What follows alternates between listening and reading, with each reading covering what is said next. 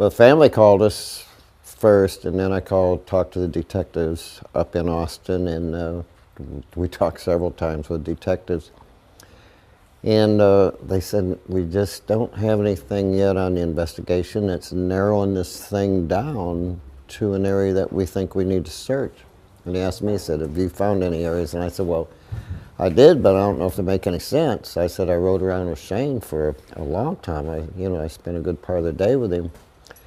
And, we hate to go up there and spend a lot of money and burn up a bunch of resources with just shooting an arrow in the sky. Wherever it comes down, that's where you start.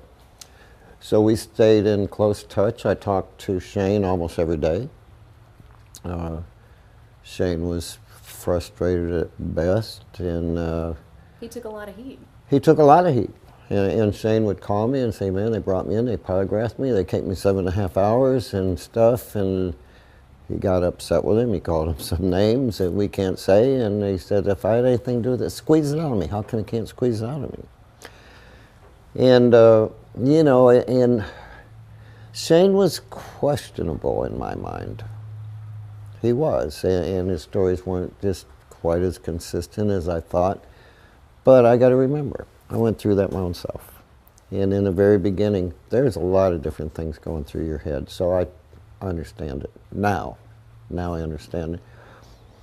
But then, another friend gave me some friends of Heidi's and says, why don't you call him? So my first call was to Magen.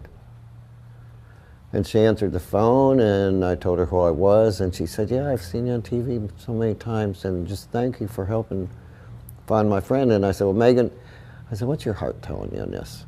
And she said, Shane did it. She says, I was there 10 years ago when they met. I told Heidi, stay away from this guy, he's trouble, the relationship's on and off, there's been a lot of abuse going on. Shane keeps saying, well, that baby's not even mine and stuff. She called me back in May and said that her and Shane had a terrible fight, and she just went on and on and on, and to the point that literally probably 45 minutes later, I said, Magen, listen, I got to go. I'm getting a call on the other line, and said, Mr. Miller, thank you for what you're doing. She says, I'm going to keep talking to people and everything. If I come up with anything, is it okay if I call you? And I said, Magen, please do. Please call me. And looking back at that conversation on Sunday to now, there was not one single indication that I would ever believe she had anything to do with it. So, and here she's at the hospital with Heidi when she has a baby. Here she is after Heidi gets out at the house helping and everything. Here's supposedly the best friend. So. Best friend. Not just a friend, best friend. One of the best friends. Yeah. She had like 3 really, really close friends, and Magen was right there. When the baby was born. When the baby was born.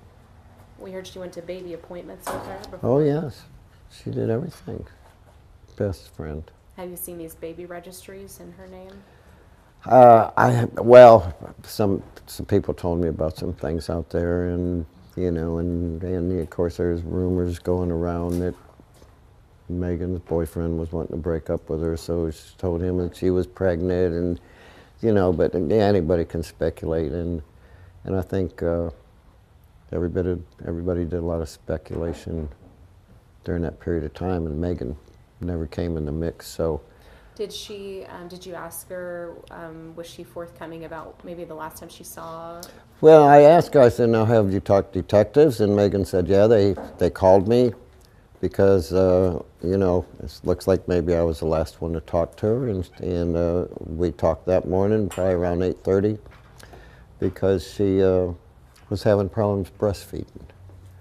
And I said, "But you didn't tell them about all this other stuff you're telling me?" And she said, "No, they didn't ask me about anything. They just asked me what our last conversation was like." And I said, "Magen, don't you think maybe you need to call them?" I said, it sounds like maybe there's some information about Shane and in that relationship that they really need to know, and with you being a best friend, it couldn't come from anybody better. So she certainly had me convinced that, she cried on the phone. So then last night when we was up there at the house, I started thinking about it, and hell, when she was talking to me on the phone, she may have had the phone in one hand and the baby in the other, and Heidi in the back. So I don't know. Your conversation with her was Sunday. Sunday afternoon, probably 3:30, 4 o'clock. And you called her and she picked up, right? Yeah, she picked up immediately. And her conversation with Heidi was, you said 8:30 that morning. 8:30 in the morning, she breastfeeding. disappeared. Wow. So now it appears as though she was probably in Austin when that happened. I don't know. I mean, certainly that's up to the detectives now to, I'm sure, get phone records and different She told things. you she talked to detectives. They called her. She talked to detective. Ask one question: when's the last time you talked to her? You know, what was her mood? What'd she talk about? Well, she was having problems breastfeeding. I said, nothing else? No, that was it. She was in a good mood, just having problems breastfeeding. Did you know at the time, or have you learned that Magen has different aliases, that she seems to move around a lot? Or? Yeah, I have heard that. I really haven't looked into it. We've been busy, and you know, again, it falls into the speculation and rumor stuff and everything, but there's got to be a reason for that, doesn't there?